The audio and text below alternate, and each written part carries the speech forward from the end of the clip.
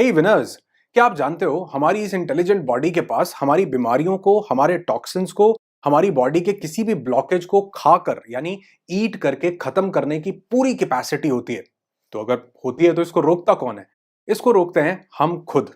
कैसे? Right away, अभी से ही आप उस कैपेसिटी को अवेकन कर सकते हो, उसको स्टार्ट कर सकते हो। इस वीडियो में आपके साथ शेयर करूंगा। बस इस वीडियो को पूरा और ध्यान से देखना, क्योंकि मैं ये दावा करता हूं कि ये वीडियो आपकी जिंदगी और आपकी हेल्थ की सबसे बेहतरीन इन्वेस्टमेंट साबित होगा। और अगर इस वीडियो को देखते हुए आपको भी ऐसा लगे तो इस वीडियो पर लाइक नहीं चाहिए है, बल्कि आप इस वीडियो को ज्यादा से ज्यादा लोगों के साथ शेयर करना, क्योंकि हो सकता है आपका ये एक शेयर किसी इंसान की हेल्थ को बेटर कर दे, किसी की जिंदगी बचा दे, और हो सकता है किसी की जिंदगी में वेलनेस और हेल्थ को एस्टैब्लिश कर दे। तो इसकी शुरुआत होती है 1974 यानी 1974 में, जब एक बेल्जियन बायोकेमिस्ट को उनकी एक रिसर्च के लिए नोबेल प्राइज मिलता है। उनकी रिसर्च थी कि उन्होंने एक इलेक्ट्रॉन माइक्रोस्कोप से जब सेल को बहुत करीब से देखा तो उन्होंने देखा कि उस सेल के अंदर तो एक कंप्लीट रीसाइक्लिंग कंपाउंड बना हुआ है, रीसाइकिल करने वाला। और उसके अंदर उनको देखने को मिला लाइसोसोम, और लाइसोसोम के अंदर उनको 50 डिफरेंट डाइजेस्टिव एंजाइम्स मिले। यानी वो हमारे बिल्कुल समझो पेट की तरह है, जैसे पेट के अंदर खाना जाता है और वो पूरा खाना पचा लेता है, यही काम कर रहे थे वो लाइसोसोम के अंदर वो डाइजेस्टिव एंजाइम्स। तो उन्होंने देखा और वो हैरान रह गए कि वो डाइजेस्टिव एंजाइम्स जो हैं वो किसी भी चीज को खाने की कैपेसिटी रखते थे, रिसाइकिल करके उसको एक नए सेल में तब्दील करने की कैपेसिटी रखते थे। और क्या आप जानते हैं, यही अनडाइजेस्टेड फूड पार्टिकल्स, यानी जो सड़ा हुआ खाना हमारे अंदर हो सकता है 6 महीने पहले का भी कोई खाने का पार्टिकल हमारे अंदर पड़ा और टॉक्सिन के रूप में जमा हो, उसको खाने के लिए सक्षम है। ये हमारी बॉडी के फैट को खा करके उसको मेल्ट करने, यानी मोम की तरह पिघल जाएगा आपका बॉडी का फैट, अगर हमारे इन लाइसोसोम्स ने उसको खाना शुरू कर दिया तो। उसके बाद ये हमारी बॉडी के ब्लॉकेजेस, जहां जहां चाहे वो वेन्स हो चाहे हार्ट हो, कहीं पर भी ब्लॉकेज हो, ये उस ब्लॉकेज को खा सकते हैं। उन्होंने देखा कि इसके साथ, ब्लॉकेज के साथ साथ बॉडी में जितने भी टॉक्सिन्स हैं, उन टॉक्सिन्स को भी ये खाने की हमारी बॉडी पूरी कैपेसिटी रखती है। बॉडी के अंदर जितने बैक्टीरियाज हैं, बुरे बैक्टीरियाज, जितने वायरसेस हैं, उनको खाने की कैपेसिटी रखती है। वो सेल्स जो मर गए हैं, डेड सेल्स हैं, वो सेल्स जिन्होंने अपना प्रोटीन बनाना बंद कर दिया है, या वो सेल्स जो गलत प्रोटीन बना रहे हैं, उनको खाने की कैपेसिटी रखती है। इनफैक्ट इन्होंने देखा कि इसके पास इतनी कैपेसिटी है कि वो सेल्स जो अनवांटेडली म्यूटेट हो रहे हैं, जिनको हमारी बॉडी कंट्रोल नहीं कर पा रही है, जिसको कैंसर बोल दिया जाता है, ये उसको भी खाकर खत्म करने की पूरी कैपेसिटी रखते हैं। यानी बेसिकली हर वो बीमारी जिसको हम ला इलाज बोलते हैं, ला इलाज हम इसलिए बोलते हैं क्योंकि आज हमारी मेडिकल साइंस जो है वो अभी उसका इलाज खोज नहीं पाई है। आज से 10 साल पहले बहुत सी बीमारियां ला इलाज थी, अब उनका इलाज खोज लिया गया है। तो ला इलाज का मतलब ये नहीं है कि वो ठीक नहीं हो सकती। ला इलाज का मतलब है कि मेडिकल साइंस के पास अभी कुछ ऐसे केमिकल्स तैयार नहीं हुए जिससे उसको ठीक किया जा सके। लेकिन मजे की बात यह है कि उस डिवाइन बीइंग ने, उस सुप्रीम बीइंग ने आपकी बॉडी में ये कैपेबिलिटी दे करके भेजा था कि आप किसी भी बीमारी को किसी भी समय पर ठीक कर सकें, और उसकी पूरी कैपेबिलिटी आपके इन सेल्स के अंदर, आपकी बॉडी के अंदर मौजूद है। तो हो सकता है अब आप कहो कि यार अगर ये कर सकते हैं तो कर क्यों नहीं रहे, इसको रोक कौन रहा है? इसको रोक रहे हैं हम खुद। जी हाँ, इसको हम खुद रोक रहे हैं। और इसी प्रोसेस को, ये जो अंदर खाने का प्रोसेस है, जब ये रुक जाता है तो इसी की वजह से टाइप 2 डायबिटीज हो रहा है, इसी की वजह से ब्लॉकेजेस हो रहे हैं, इसी की वजह से सभी एज रिलेटेड डिजीजेस जो बहुत ज्यादा बढ़ रही हैं वो हो रही हैं, इसी की वजह से एल्जाइमर हो रहा है, पार्किंसंस हो रहा है, और कभी कभी ये जो सेल्स को नहीं खा पा रही हमारी बॉडी, इसी वजह से तो कैंसर हो रहा है। अब हो सकता है आपको, यार डरा क्यों रहे हो आप? माई डियर फ्रेंड, मैं डरा नहीं रहा, मैं आज आपका डर खत्म ही कर देने वाला हूं। इतनी powerful science, Nobel prize winning science आपके साथ शेयर करूंगा, जिसको कहा गया ऑटोफेजी।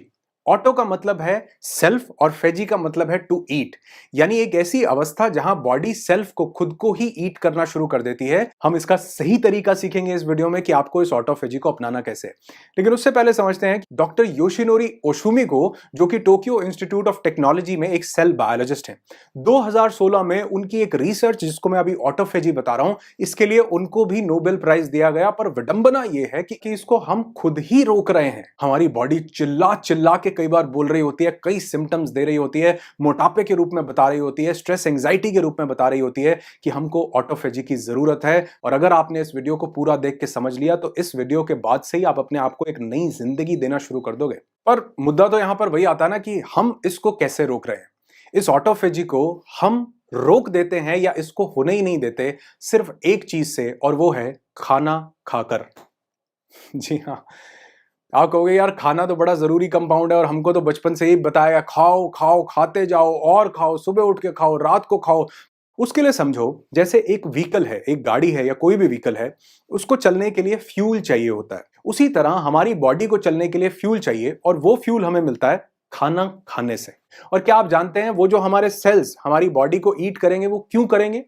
उसको ईट करने का सिर्फ एक रीजन है कि हमारी बॉडी जैसे मैंने बताया फ्यूल पर चल रही है व्हीकल की तरह। अब वो फ्यूल उसको खाने से मिला तो जब उसको खाने से वो फ्यूल नहीं मिलता तो क्योंकि उसको लगातार ग्रो करते रहना है तो उसको वो फ्यूल मिलता है हमारे ही बॉडी के अंदर से। पहले वो हमारे बॉडी के फैट को खाती है, उसके बाद टॉक्सिन्स, उसके बाद ब्लॉकेजेस, उसके बाद वायरसेस, उसके बाद बैक्टीरियाज, उसके बाद वो डेड सेल्स ढूंढेगी, वो सेल्स जिन्होंने प्रोटीन बनाना बंद कर दिया उनको खाना शुरू करेगी। लेकिन आपको हो सकता है लगे कि यार 9 बजे मैंने खाना खाया, अब 9:30 बजे मेरा ऑटोफेजी स्टार्ट हो जाना चाहिए क्योंकि खाना खत्म हो गया अब मेरा। नहीं, आपका ऑटोफेजी स्टार्ट होगा जब आपके खाने का डाइजेशन खत्म हो जाएगा। अब ये चीज बहुत ध्यान से समझना कि हर एक खाने का अपना एक डाइजेशन का टाइम है जिसको मेटाबॉलिज्म से पूरा किया जाता है। सपोज हमने एक फ्रूट खाया, वो फ्रूट जब हमने खाया तो फ्रूट को डाइजेस्ट होने में आधे घंटे से लेकर के 1.5 घंटे तक का समय, एवरेज देखें तो 45 मिनट्स या 1 घंटे में वो डाइजेस्ट हो जाता है क्योंकि उसमें ज्यादातर पानी ही तो है जिसको डाइजेस्ट नहीं करना पड़ता। और फ्रूट के बाद अगर हम वेजिटेबल्स को देखें, रॉ वेजिटेबल्स को, तो उनको डाइजेस्ट करने में 2 से 3 घंटे का समय लगता है। उनको कुक कर दिया जाए, पका दिया जाए, तो उनको डाइजेस्ट करने में 3 से 5 घंटे का समय लगता है। और अगर हम ये अनाज खाते हैं जैसे चावल है, गेहूं है, या हम रोटी सब्जी जो भी पका करके खाते हैं उसको डाइजेस्ट करने में कभी कभी 6 से 8 घंटे तक का समय लग जाता है हमारी बॉडी को। जो हम एनिमल प्रोटीन लेते हैं उसको डाइजेस्ट करने में कई बार 12 घंटे लग जाते हैं मैक्सिमम। और जो हम एनिमल मीट लेते हैं उसको डाइजेस्ट करने में 24 घंटे भी कई बार कम पड़ते हैं। तो अगर आपने कोई चीज ऐसी खाई है जिसको खाने के बाद 8 घंटे का टाइम लगता है डाइजेशन में, और आपने सुबह 9 बजे खाना खाया, उसके बाद फिर 1 बजे आपने खाना खाया, तो अभी तो पिछला डाइजेशन ही कंप्लीट नहीं हुआ था, पेट अभी काम कर रहा था, आपने ऊपर से और भेज दिया। रात को फिर शाम की चाय पीनी थी, शाम की चाय पीने के बाद रात को फिर 9 बज गए, 8 बज गए, और फिर से हमको डिनर करना था। अभी पिछला प्रोसेस खत्म नहीं हुआ था और हमने रात को उसको वो दे दिया, इतना भयंकर एनिमल हैवी प्रोटीन दे दिया। कई बार हम नॉन वेजिटेरियन उसको दे देते हैं डाइट। तो वो कहां से, वो पूरी की बॉडी की पूरी एनर्जी जो है वो आपके खाने को डाइजेस्ट करने में ही लगी हुई है। तो यहां पर डॉक्टर योशिनोरी ने देखा कि कैसे हमारा ऑटोफेजी शुरू हो और कैसे वो जो फ्यूल हमारी बॉडी को खाने से मिल रहा है अब वो हमारी बॉडी के ही टॉक्सिन्स को खा करके पूरा करे। तो उसका सबसे पावरफुल तरीका जो है वो उन्होंने देखा, वो था फास्टिंग, यानी व्रत करना, जिसको उन्होंने बोला फ्यूल रिसाइकलिंग। यानी हमारी ही बॉडी के कुछ टॉक्सिन्स रिसाइकिल होके नए सेल्स में कन्वर्ट होते हैं। इसका एक पूरा प्रोसेस होता है। हमारे लगातार सेल्स पुराने जा रहे हैं और नए आ रहे हैं, तो जो नए सेल्स आ रहे हैं उनको बनाने के लिए पुराने सेल्स को जब हमारी बॉडी ईट करती है तो उसी का ही रॉ मटेरियल तैयार कर लेती है, उसी के ही डेड प्रोटीन को फिर से अमीनो एसिड में कन्वर्ट करती है और उससे फिर नए सेल के प्रोटीन को बनाने में, नए सेल को बनाने में, या उसकी एनर्जी जो चाहिए उसको बनाने के लिए वो वहां पर उस रॉ मटेरियल को यूज करती है। इस प्रोसेस से, जिसको कहा गया फ्यूल रिसाइकलिंग। और अगर हम पीछे मुड़ करके देखेंगे तो मतलब बहुत से लोग अगर अपनी लाइफ को देखेंगे तो वो देखेंगे कि उन्होंने जिंदगी में शायद कभी इस फ्यूल रिसाइकलिंग को स्टार्ट ही नहीं किया, और उसके बाद हम कंप्लेंट कर रहे हैं कि हमको ये डिजीज हो रही है, हमको ये प्रॉब्लम हो रही है, हमारी बॉडी में लेजीनेस है, हमको हार्ट में दिक्कत हो रही है, हमारी स्किन ग्लो नहीं कर रही है। कैसे करेगी? वैसे ये प्रोसेस हल्का हल्का लगातार चल रहा है क्योंकि नए सेल्स आ रहे हैं और पुराने सेल्स जा रहे हैं, तो प्रोसेस ये लगातार चल रहा है। लेकिन वो एक्चुअल लेवल पर जहां पर हमारी बॉडी को हीलिंग मिलनी चाहिए थी उस लेवल पर नहीं हो रहा, जिसके लिए सबसे इजी प्रोसेस है फास्टिंग। और आप देखो कि ये डॉक्टर योशिनोरी ओशुमी ने तो इसको अब हमको 2016 में एक साइंटिफिक तरीके से बताया तो हम समझ पा रहे हैं, लेकिन हमारे एंसेस्टर्स, हमारे बड़े बुजुर्ग, ये तो हमको कई सालों से बताते आ रहे थे कि फास्टिंग करो, व्रत करो। और वो इतने ज्यादा इंटेलिजेंट थे, हो सकता है इसका साइंटिफिक प्रोसेस ना बताया हो, लेकिन इतने इंटेलिजेंट थे कि उन्होंने हर एक व्रत को किसी ना किसी रिलीजियस चीज के साथ जोड़ दिया कि आपकी जिसमें आस्था, आप ये नहीं कह सकते हो कि जी मैं तो फलाने फलाने रिलीजन को या फलाने भगवान को मानता हूं, मेरा तो दिन निकल गया। उन्होंने कहा नहीं, कभी जब मन करे तब कर लो, सोमवार को शंकर जी के लिए कर लो, मंगलवार को हनुमान जी के लिए कर लो, माता के लिए करना है तो फ्राइडे के लिए कर लो, बच्चों के पिता के लिए करना है तो करवा चौथ कर लो, यानी एकादशी कर लो, द्वादशी कर लो, अमावस्या कर लो, और कितने ओकेजन के लिए कि अगर पति बढ़िया चाहिए उसके लिए व्रत कर लो, पत्नी बढ़िया चाहिए उसके लिए कर लो, नौकरी चाहिए उसके लिए कर लो, हर चीज के साथ व्रत को अटैच किया, क्योंकि वो जानते थे कि अगर इसको किसी बिलीफ के साथ जोड़ा गया तो इंसान उसके साथ भी जुड़ा रहेगा, भगवान के साथ भी जुड़ा रहेगा और अपनी हेल्थ को भी अच्छा करेगा। मेरी एक बात मानना, बहुत ध्यान से सुनना, कि वहां कहीं ऊपर बैठे भगवान को हमारे व्रत की जरूरत नहीं है। जो भगवान हमारे अंदर बैठा है ना, उसको इस व्रत की जरूरत है। अब इसको करना कैसे है, क्योंकि इसका एक सही प्रोसेस अगर आपने समझा तो आप इसको अभी से राइट अवे शुरू कर सकते हो। इसको करने के लिए सबसे पहला प्रोसेस ये है कि आप 24 आवर की फास्टिंग करें, 24 घंटे की फास्टिंग वीक में एक बार।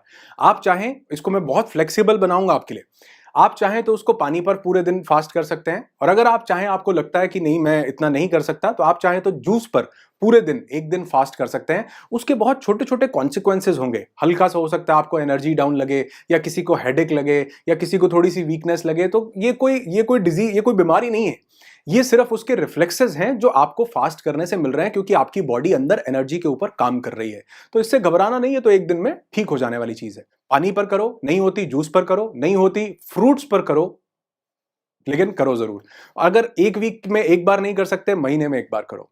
महीने में एक बार नहीं कर सकते तो एटलीस्ट क्वार्टर में, मतलब वो क्वार्टर नहीं, मतलब 3 महीने में एक बार आप इस फास्टिंग को कर सकते हैं। दिन में एक बार 24 घंटे के लिए, यानी अगर आपने आज सुबह 6 बजे खाना खाया या 9 बजे खाना खाया, तो अगले दिन सुबह 9 बजे आप फिर से खाना खाइए, ऑटोफेजी चालू होगी, बॉडी का ये मैकेनिज्म, रिपेयरिंग मैकेनिज्म स्टार्ट हो जाएगा। हफ्ते में एक बार जरूर कीजिए। दूसरा प्रोसेस, जो ये 24 घंटे का फास्ट नहीं कर सकते, उनके लिए दूसरा प्रोसेस है ईटिंग विंडो सेट करना, जिसको कहा जाता है इंटरमिटेंट फास्टिंग। इंटरमिटेंट फास्टिंग में हम लोग एक ईटिंग विंडो सेट कर लेते हैं कि इस दौरान खाना बिल्कुल भी नहीं खाना, कुछ भी नहीं खाना। चाहे तो इलेक्ट्रोलाइट्स ले सकते हैं, वो भी नेचुरल, यानी नींबू पानी और हिमालयन सॉल्ट डाल के आप वो बना सकते हैं, वो लेंगे, उससे एनर्जी जो है बरकरार रहती है। और ये जो लोगों को दिक्कत हो वो शुरू कर सकते हैं 12 घंटे की फास्टिंग से। यानी आप कोशिश कीजिए, अगर आपने रात को 9 बजे खाना खा लिया तो रात के 9 से अगले दिन सुबह के 9 बजे तक बिल्कुल भी नहीं खाना। अब ये सबसे ईजी स्टेप है, सबसे पहला शुरू करने के लिए। इसके बाद आप इसको लेकर के जा सकते हैं 14 आवर्स तक। यानी अगर आपने रात को 8 बजे खाना खा लिया तो अगले दिन सुबह 10 बजे तक आपने बिल्कुल भी खाना नहीं, कुछ भी नहीं खाना, लिक्विड लीजिए सिर्फ। इसको थर्ड लेवल पर लेकर के जा सकते हैं, जिसको एग्जैक्ट इंटरमिटेंट फास्टिंग बोला जाता है, 16 आवर्स की फास्टिंग। यानी सिर्फ 8 घंटे की विंडो में ही खाना खाएं।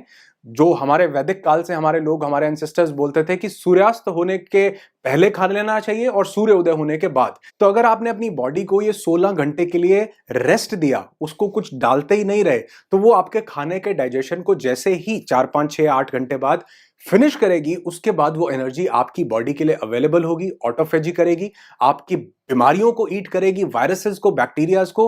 और आपने देखा होगा, जब भी कोई इंसान बीमार होता है ना, तो डॉक्टर उसको ये बोलता है कि इसको जितना हल्का हो सकता है उतना हल्का खाना दो। दवाई काम कर रही होती है, लेकिन उसके साथ साथ वो जो बॉडी है वो खुद से उसको हील करती है। और आप देखोगे, जब भी हम किसी बीमारी के अंदर जाते हैं तो सबसे पहले हमारी भूख मर जाती है। ऊपर वाले ने मैकेनिज्म ही ऐसा दिया कि इसकी भूख मरेगी सबसे पहले, ताकि इसकी बॉडी वो भूख से हटके, इसका ध्यान भूख से हटे और वो बॉडी जो है वो ऑटोफेजी के मैकेनिज्म को शुरू कर सके। पावरफुल चीज है। तो 16 घंटे की ये फास्टिंग रोज आपकी ऑटोफेजी को स्टार्ट कर सकती है। रोज नहीं कर सकते, ऑल्टरनेट डे पर इसको कीजिए। कोशिश कीजिए कि डेली या रेगुलर बेसिस पर एनिमल प्रोटीन को अवॉइड कीजिए। हो सके तो नॉन वेजिटेरियन डाइट को बिल्कुल ही अवॉइड कीजिए, अगर आप हील करना चाहते हैं या अपनी बॉडी को, अपनी एनर्जीज को बढ़ाना चाहते हैं तो, क्योंकि उसको डाइजेस्ट करने में बहुत समय लगता है। और कभी कभी तो पिछले 6 महीने पहले का भी कोई फूड का टॉक्सिक कंपाउंड हमारी बॉडी में आज भी पड़ा हो सकता है। अभी निकालिए उसको, हर बॉडी के टॉक्सिक कंपाउंड को निकालिए इस ऑटोफेजी को शुरू करके। और अगर इसको मैं एक लाइन में समराइज करूं, करना नहीं चाहिए वैसे, लेकिन अगर एक लाइन में करूं तो ये सिर्फ एक मैकेनिज्म है कि our body becomes healing machine when we are empty stomach.